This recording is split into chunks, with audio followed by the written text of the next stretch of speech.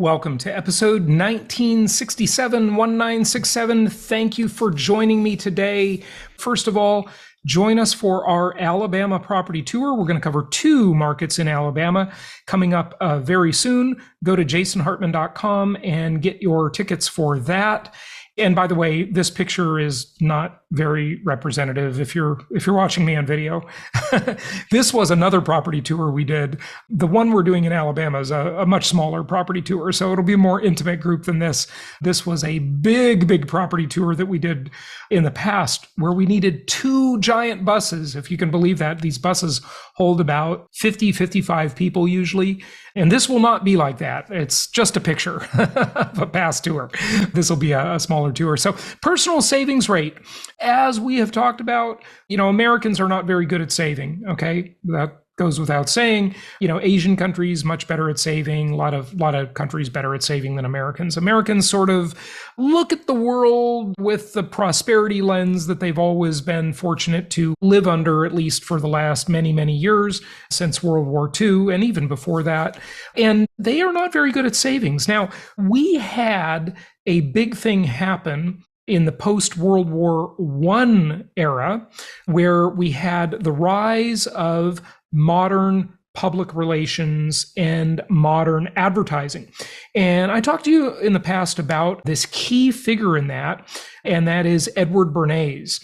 He was the one that got behind and created that campaign for women's empowerment, okay? Because women should have the right to get cancer just like men. What do I mean by this? Well, that was the famous publicity stunt that he orchestrated during, I believe it was the Macy's Thanksgiving Day parade, if I'm not mistaken. And he had these women in the parade walking along, and at one specific moment, he had them pull out cigarettes. And that was, at the time, socially unacceptable for women to smoke. And the tobacco companies thought, hey, we're missing half of the market here. Actually, just a little less than half, because there's always more men than women being born, just slightly more. But hey, the men die younger and they also die in wars at a much higher rate than women do. But suffice it to say, we'll call it half the market. And so with this half the market, he got women to get into the consumer game and start consuming. And this whole explosion of American public relations and American advertising, Mad Men, you've certainly seen the series, Madison Avenue, the history, right?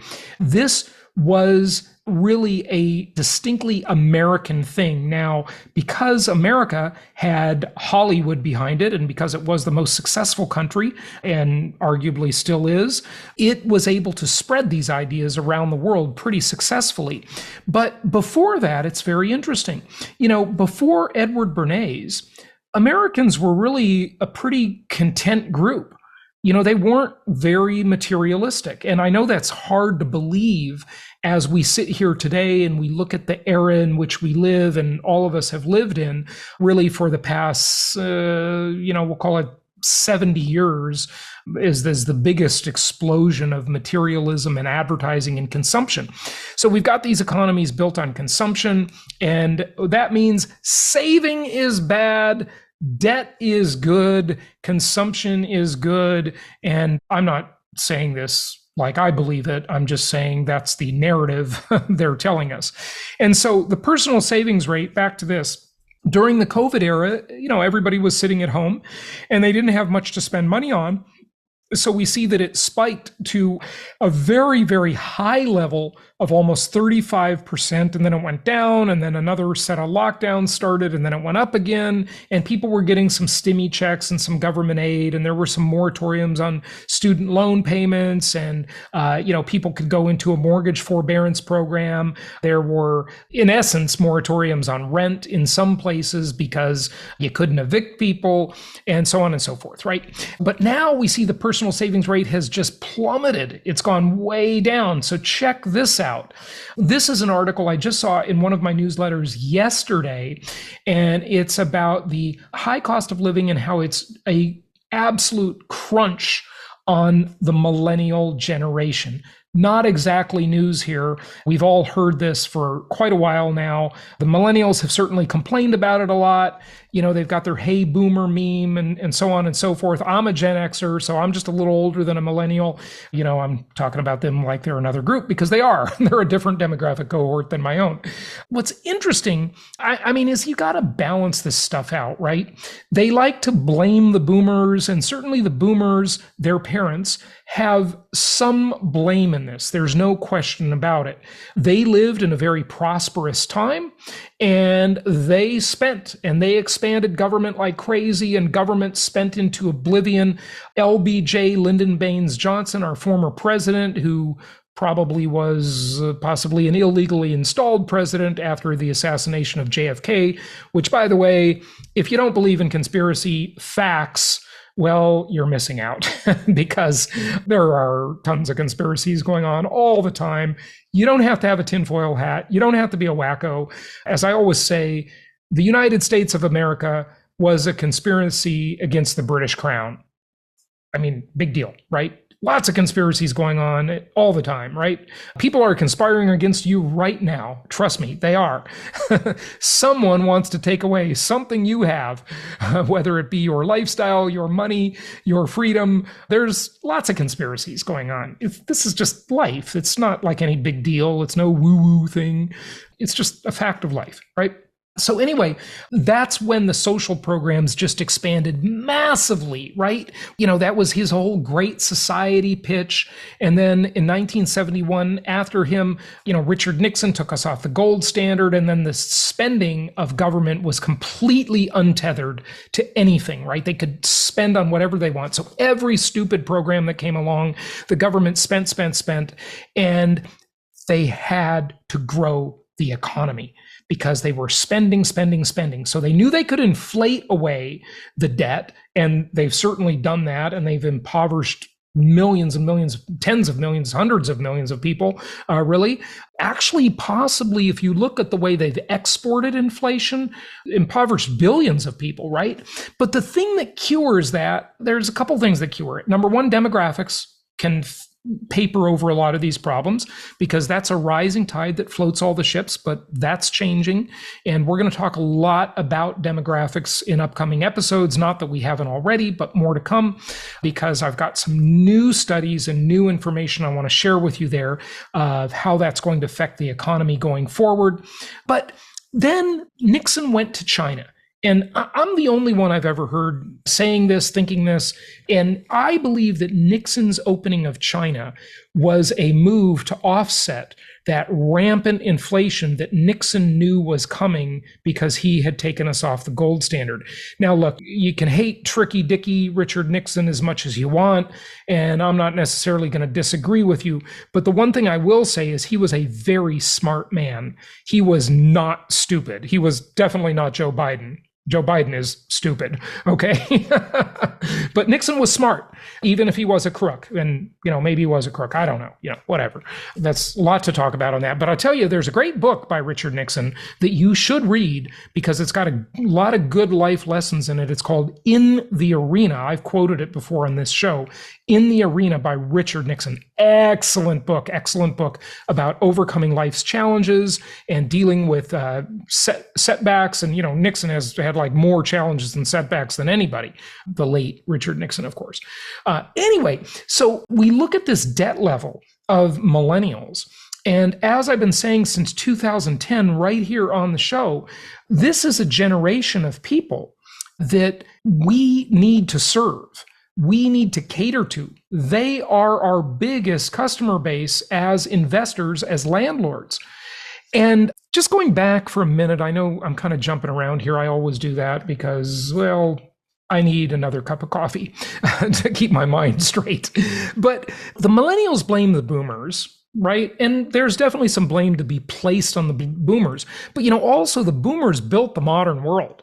I mean, they invented so many things. They were so innovative in so many ways. If you want to see an incredible time of technological innovation, look at the 60s.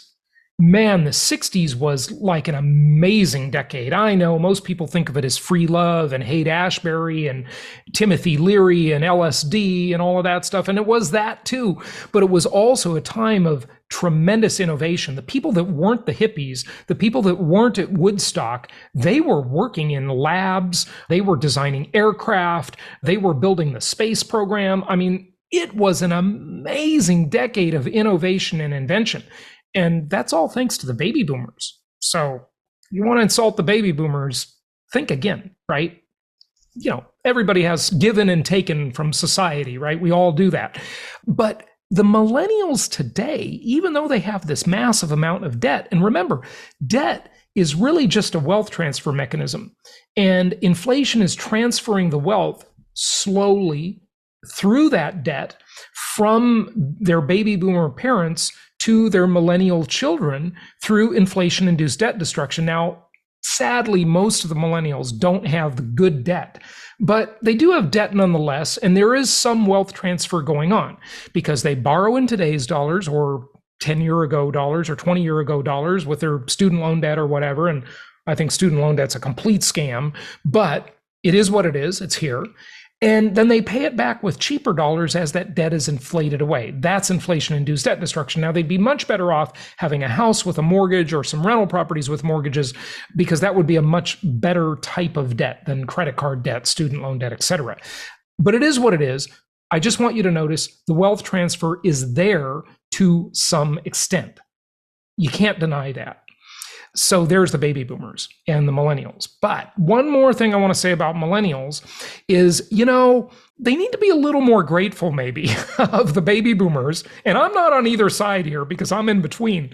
I'm a Gen Xer, so I don't really have a dog in this race. But I'm not like sticking up for either generation or promoting either generation. I'm just trying to be objective about it. But the millennials, even though they have all this debt and they are taking advantage of some inflation-induced debt destruction, they have better lives in so many ways than their baby boomer parents did, or even my Gen X generation did. They are traveling the world. They are having avocado toast. They are having, that's a meme, by the way, if you don't know the reference. Look it up.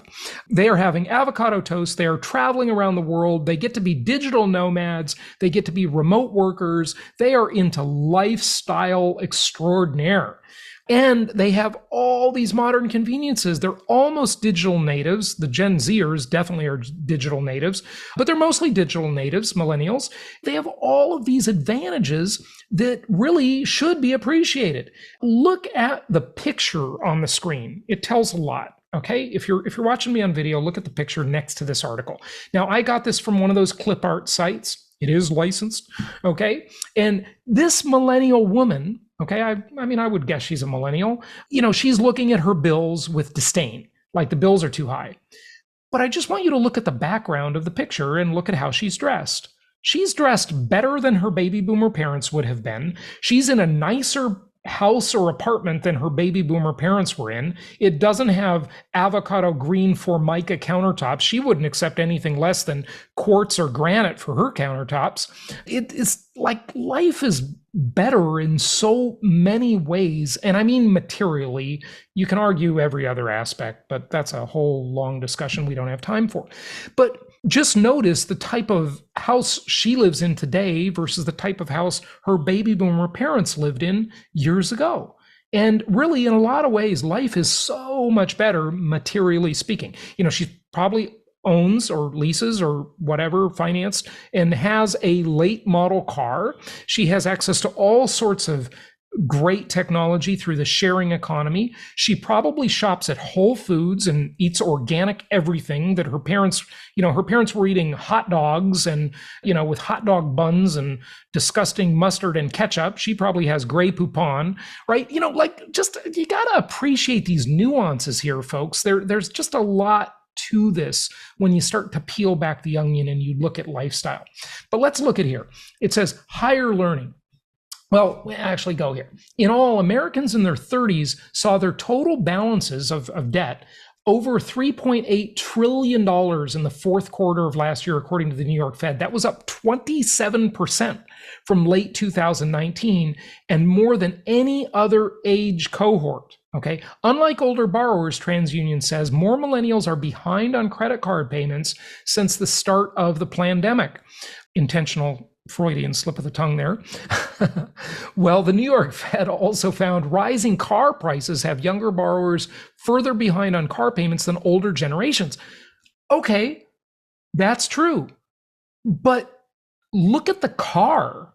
Like, does anybody ask, well, what is the house like that they're getting? What is the car like that they're getting? It's way better than the old one, right? That their parents had. So, my mom, she had a broken down Buick when I was a kid. I mean, it was a piece of junk, right? So we just have to understand that there's just a lot more to this stuff than meets the eye. But the point of what I'm saying is that this is a demographic cohort that is our biggest customer base as real estate investors, and we need to serve them by providing rental housing. They don't care that much about home ownership like prior generations did. I mean, they care about it, they'd like it, sure, of course they would. But it doesn't live for them the same way it did for, say, baby boomers or even my generation of Gen Xers.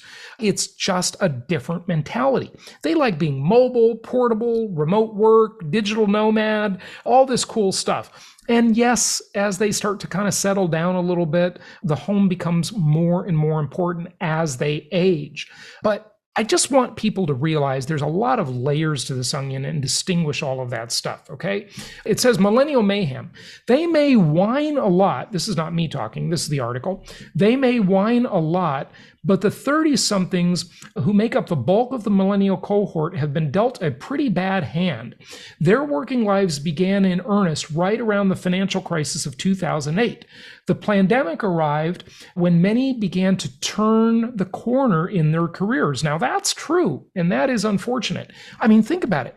A millennial saw their parents get beat up in the Great Recession. They saw their parents stress about bills. Their parents probably took a loan on an adjustable rate mortgage on a house they couldn't afford, and they got into trouble. A lot of them went into foreclosure or went into default at least and had to do short sales, workouts, loan mods, whatever. When the pitter patter of tiny feet arrived, so they were turning the corner on their career, having kids. Now, these are my neighbors, by the way, that they're describing here, because they had 2 kids during the pandemic, right? 2 kids during that time. And by the way, my neighbor owns a small kind of boutique grocery store.